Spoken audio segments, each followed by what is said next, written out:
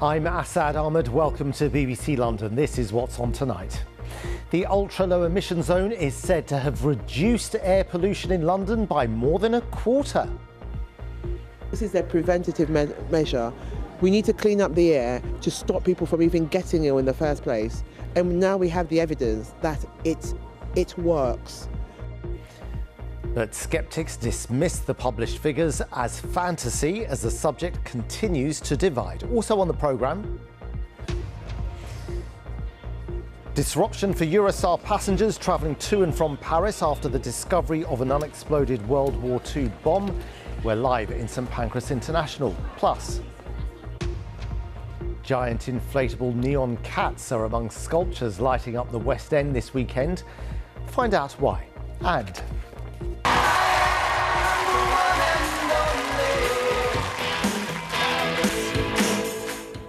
from 90s pop idol to ambassador for Surrey Day, we hear from Chesney Hawkes.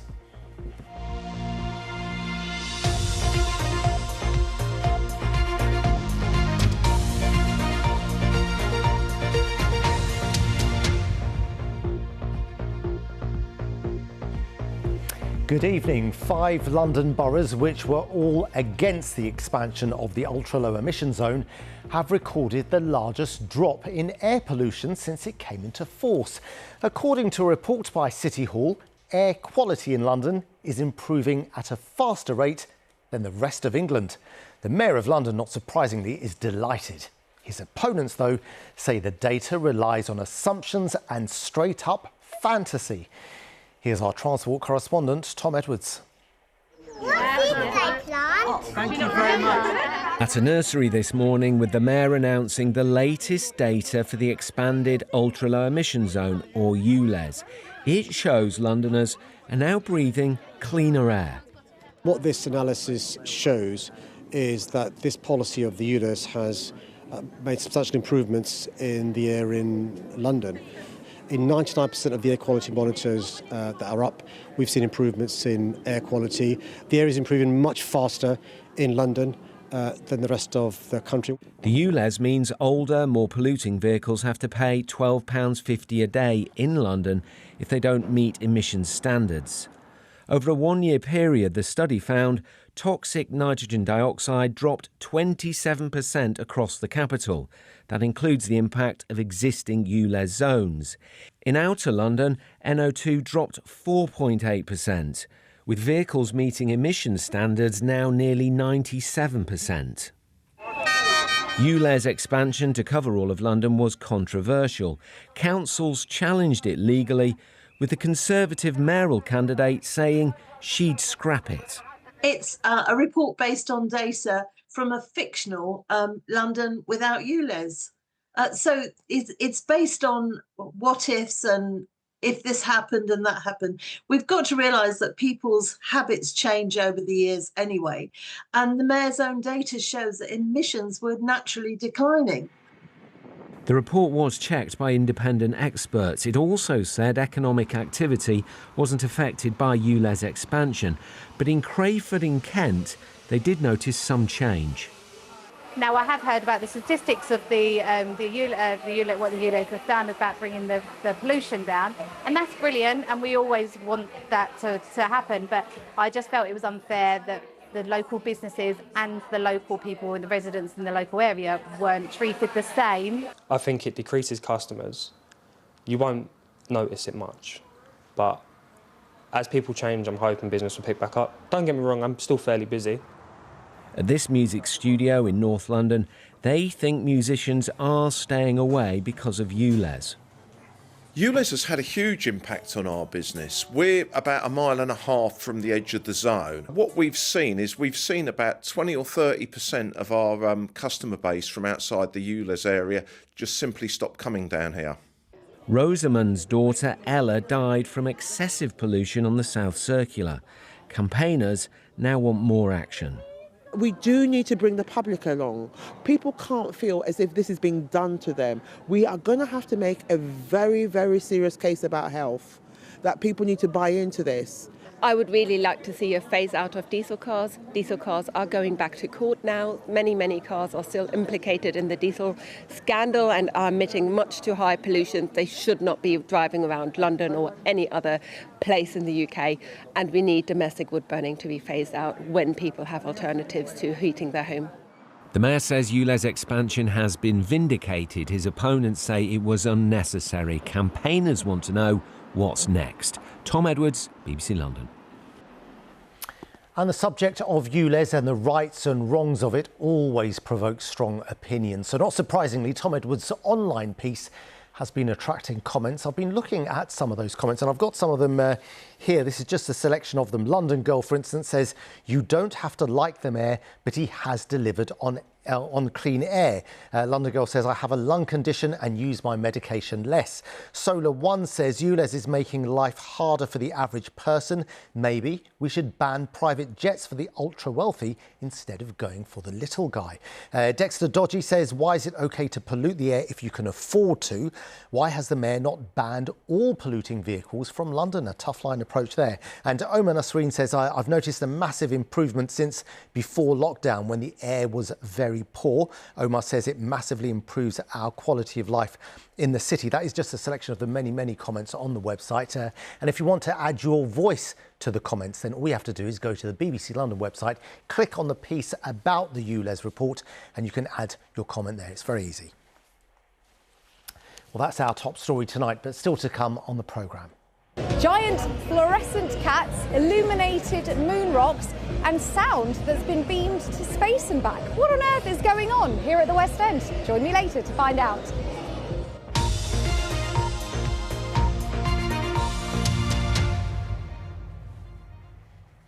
Thousands of people have had their train journeys on Eurostar disrupted after an unexploded World War II bomb was discovered near Gare du Nord station in Paris. Eurostar services between the two capitals have been cancelled for the rest of the day. Well, we spoke to passengers at St Pancras International a little earlier. I'm not sure what to do right now, so I need to see my options because I would really like to go home today. The staff is really nice, but yeah, I don't know why I didn't get the email. So yeah, I just traveled an hour and a half by tube to come here. So yeah. So now we will try to go. There is another route to Lille, another city in France, and then we'll see. Have you managed to book onto that train? Yeah, we managed. We were kind of. It was difficult, and now we don't know how to get from Lille to Paris, but we'll see. Well, Nick Johnson is at the station for us now with the latest. Nick, what's happening there this evening? Well, Assad, it is a lot quieter in the Eurostar section of St Pancras this evening than it was earlier. Earlier, as you heard, there were long queues towards Eurostar filled with passengers who were looking worried, they were looking dismayed, trying to work out how they were still going to get to Paris, ideally by rail at some point today. But as it became clearer and clearer throughout the day that that wasn't going to happen, it became a lot quieter inside, despite trains to Brussels and Amsterdam still operating as normal. So the focus has really now shifted for passengers to trying to rebook their journeys. And Eurostar have given passengers a few options. They can rebook their journeys for a different day or time. They can claim a voucher to be used in the next 12 months, or they can get a refund. But the optics for Eurostar are a little bit tricky this evening. That's because French domestic services from Gare du Nord are now running again, but Eurostar has stuck to its guns and said that there will definitely be no services between London and Paris for the rest of the day. The company says it wants to provide clarity amid the uncertainty for passengers today. And Nick, this is all because of an unexploded wartime bomb in Paris. Yeah, that's right. A large World War II bomb, a half-a-ton hunk of metal, which was found about a mile north of Gare du Nord station by the railway tracks, an area that was really heavily bombed by the Allies during the Nazi occupation. That bomb has now been made safe. It's now been defused, and those domestic services in Paris are now running again. Here, Eurostar says that services between London and Paris will be operating normally tomorrow, and that it's putting on extra trains between the two capitals to help ease the burden from the disruption caused today. Assad. Brilliant. Well, Nick Johnson, thanks very much for that update at St Pancras International Station. Many thanks. Well, now a moment to take a look at some more local stories in the headlines today. A man has been arrested on suspicion of murder following the fatal shooting of 16-year-old Nathaniel Burrell in South London. Nathaniel died on Paradise Road near Stockwell Tube Station on Tuesday afternoon. Police say a man was arrested in Croydon and remains in custody. The Environment Agency says it's received no new reports of oil in the River Wandle following a diesel spill last month. 4,000 litres were found in the river. Recent rain is believed to have diluted pollutants. Investigations into the cause of the spill continue. The M25 motorway between junctions 10 and 11 will close this weekend in both directions from 9 o'clock tonight to allow a bridge to be demolished. The stretch between Wisley and Chertsey will reopen by 6 o'clock on Monday morning. The planned closure is part of improvement works. Well, it's now more than 20 years since countries including Poland, Latvia, Hungary and Slovenia were allowed to join the EU. With it came employment rights to live and work in the UK. Well, in the final part of our series looking at the changing face of London through immigration, Nikki Ford has been hearing about the changes we might see around us. So here we have a super diverse high street in a typical London area where we have an Ethiopian restaurant, a Caribbean restaurant, and here we have a Polish restaurant, and this is symptomatic of the type of changes which have happened over the last 2 decades post 2004. This Polish cafe in South London is typical of many that have popped up on the capital's high streets. From 2004, we saw new Eastern European businesses arrive as a result of EU expansion. A new queue for the newcomers. Hundreds of passengers were arriving at Heathrow's Terminal 1 today from accession countries. There were arrivals from Poland, the Czech Republic and Hungary. One of the factors at play here is that most other European states have a moratorium on migration from the new states. So these new states are basically Eastern European states plus Cyprus and Malta. So because a lot of Eastern Europeans can't go to other parts of Europe, the natural destination is Britain and particularly London. In 2008, those rights were extended to Romanians and Bulgarians too, and a Turkish population came to the UK via Germany, and Africans with a connection to France. 2004 isn't usually recognised as significant as 1945, the Empire Windrush, but it is an important turning point. But with Brexit, followed by COVID, we saw a fundamental shift once again. Post-Brexit, you have a decline in the number of Europeans entering the country, but what's happened is that the two new streams are essentially students, and the two countries actually which are most important are China and India. What is this? The 1960s saw tens of thousands of migrants come to Britain too from the Indian subcontinent. I think the biggest migrant group is now Indians, in a sense, which takes us back to the 1960s. So how do we make sense of why people come to London? Well, at the Migration Museum, they document people's stories. These are our story wall. We've got these thousands of stories shared with us by visitors. And everybody has their own personal migration story to tell. And this one I particularly love. It says, I came, I fell in love, I stayed. That shared connection, that shared experience, can be a force to sort of bring us all together and maybe to think around, what connects us, what ties us, how has these stories, these movements and everything that it's brought helped to shape us and all aspects of our lives. So as we can see, over 2,000 years of migration, some of the stories from the past are very much the stories of today. And migration has always been part of our story and most probably always will be. Nikki Ford, BBC London. Well, this is BBC London on Friday evening, looking ahead to the weekend. Hi, coming up on the programme this week, we're asking whether boys and young men in London are in crisis. Do join me, Samantha Simmons, this Sunday at 10 a.m. on BBC One. See you then.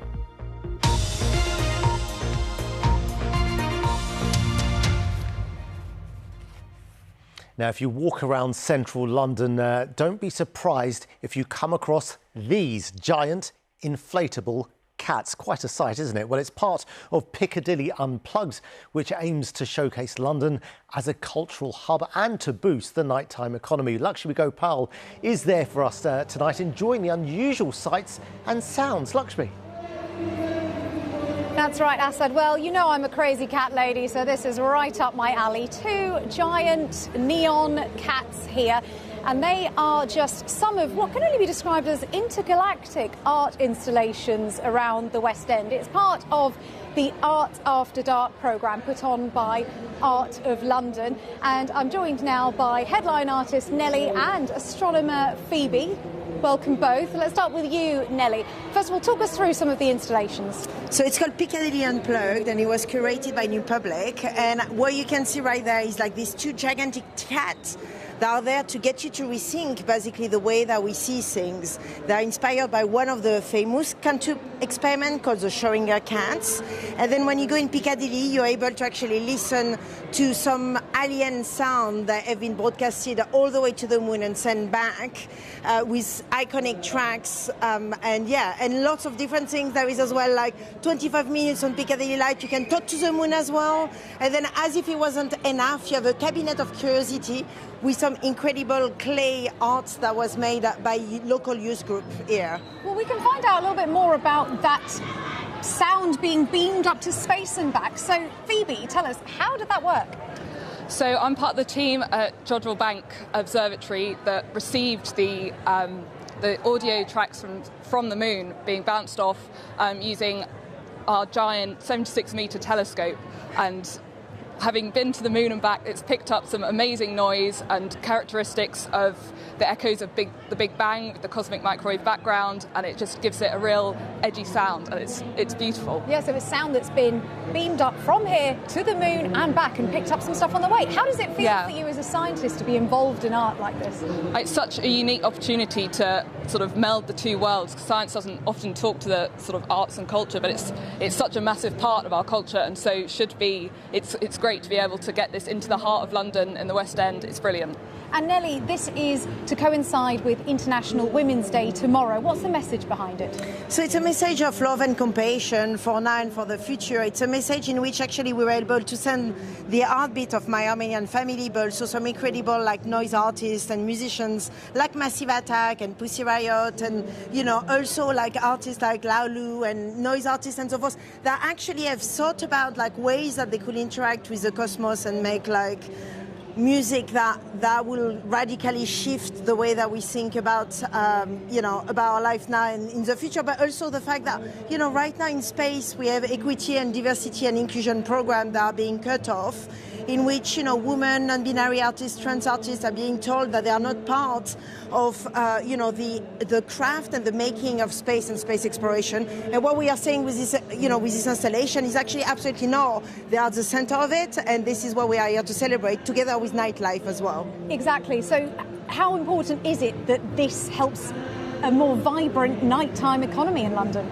Well, I've been working in the nightlife industries for quite a while now, and of course post-COVID we all have seen the kind of the horror and the effects of of people not coming out. So for us it's this installation is also a way to actually invite members of the public to come and celebrate with us the vibrance of the London West End, but also the diversity of London, and actually invite everyone to just come, enjoy some of the galleries, some of the art, and also think about space. And you've sold it very well, Nelly and Phoebe. Thank you. And yes, some of the galleries will be open late tonight, including the National Gallery, and you can wander around and see these art installations scattered around the West End tonight and tomorrow. Assad. Yeah, Lakshmi, thanks very much. Like you say, it was sold very well. Worth popping down to have a look at. Thank you. Now, Windsor-born and former teenage pop idol Chesney Hawkes is back in the country after spending more than a decade in America. The singer of the #1 hit, you know it, the one and only, back in 1991, has now moved to Surrey, and he's become this year's county ambassador. Peter Whittlesey caught up with him. #1 for 5 weeks in total, this was a mega debut hit that charted worldwide. turning 19-year-old Chesney Hawkes into one of the most famous teenagers on earth.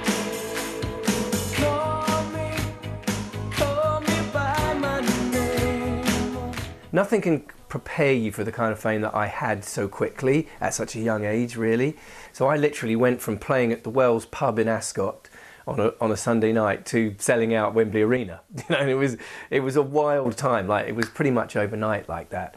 And you know, my life was kind of like being in the eye of a storm. Here with his new single, A Man, Not a Boy. Welcome back, Chesney Hawkes.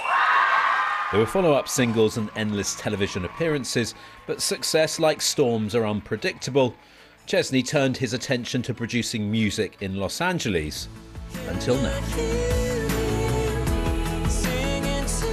This record is a collection of songs that I wrote and produced with a guy called Jake Gosling, who he discovered Ed Sheeran, and he's now like a big producer. He's worked with Lady Gaga and One Direction and little old me. There are some kind of kick the doors down pop bangers, as you would expect, but I got quite deep on this album and tackled some subjects, you know, from my life. They're quite cathartic, these songs, you know, songs that kind of had to be written. Chesney will be supporting James Blunt before he goes on tour himself, and he'll also be an ambassador for Surrey Day. It's the green and pleasant land, the kind of beautiful walks for dogs. You know, you are so close to, you know, to Heathrow, so I can get out if I need to. I can get into London easily. For me, this is, if you're going to live in England, this is where it's at. That's 90s pop idol Chesney Hawkes, of course. Now, the community spirit in Clapham is being praised on social media and on the streets of South London after a toy elephant, which went missing, was reunited with its owner, a 3-year-old boy. It was lost and found within 24 hours and found in an unlikely place. Harry Lowe has the story, which starts with the mother of the toddler. I'm trying to locate this little elephant for my son. Hunting for an elephant in South London. When Catherine's 3-year-old son lost his favourite toy, he thought he'd never see it again. With her son in tears, she turned to social media to help track him down. Somebody saw him in the window of the butcher's. The elephant's encounter with a zebra crossing was spotted by a butcher in Clapham. Gary, my boss, went out and rescued the elephant, and we sat him on the plinth there over there in the front window, and hopefully someone comes along and spots it. An eagle-eyed local did just that, much to Catherine's delight. Oh, I was elated. I was like, I didn't want to get too excited because I was like, what if it's not him? I didn't want to get too excited, but I went in and I just was like, this is our elephant. And he was like, here you go. Yeah, thrilled. Pretty much made up. Over the moon. I asked her if she had had a restful night, and she hadn't. So obviously the elephant's very well loved. Yeah, she was over the moon. For customers, they're pleased elephant's back where he belongs. It's a good story. It's good that sense of community is fantastic, and good on him here. Well done, everyone. So I thought it was very heartwarming. It's a nice community, so I'm glad he could find the elephant. Yeah, it's brilliant. They're really nice in here and they'll always help, but I guess he's just lucky he didn't end up on the butcher's counter.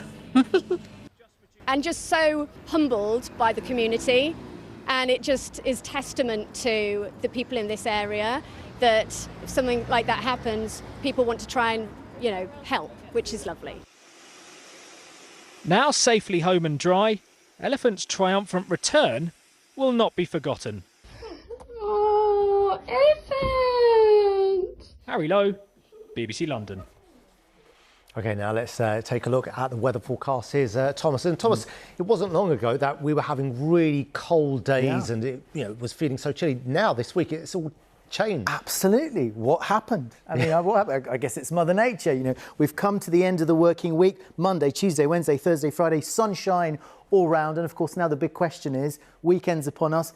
Is it going to last? and the headline will reveal all. So let's have a look at the headline for London. What's it going to be like? Yay! It's going to be mild and sunny. So we've got some beautiful weather in store over the next few days. I mean, we are lucky, I have to say, because we're just on the edge of an area of high pressure, and there are some clouds over the UK, some rain-bearing clouds, mostly to the north of us across Northern Ireland and Scotland. We're well away from that weather front, so we're in the clearer skies. And if you look at the arrows here, they're coming in from the southeast, where it's actually relatively mild on the near continent. Temperatures peaking around 20 Celsius across France. So we're wafting in some of that mild air. But mind you, I mean, it's not all that tropical in the morning. There's no frost, but it's still around 4 degrees outside of the city centre. So a little bit chilly in the outskirts of London. And here is the forecast for Saturday. So a sunny morning, a sunny late morning, peak brightness at around about noon.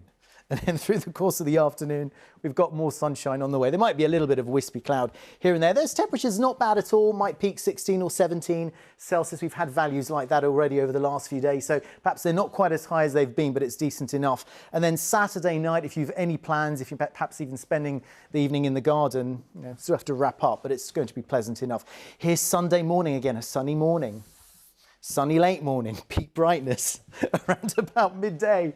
And then we've got, again, more blue skies in the afternoon. Those temperatures may be a fraction higher, up to about 17 Celsius. Now, that is considerably above the average for the time of the year.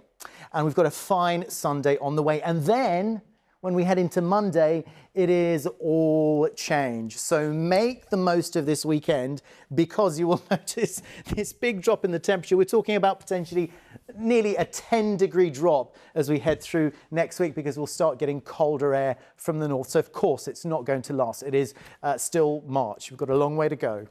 Yeah, but enjoy it, like you say, for the weekend. Many thanks, Thomas. Now, before we go, a reminder of some of the day's main news stories.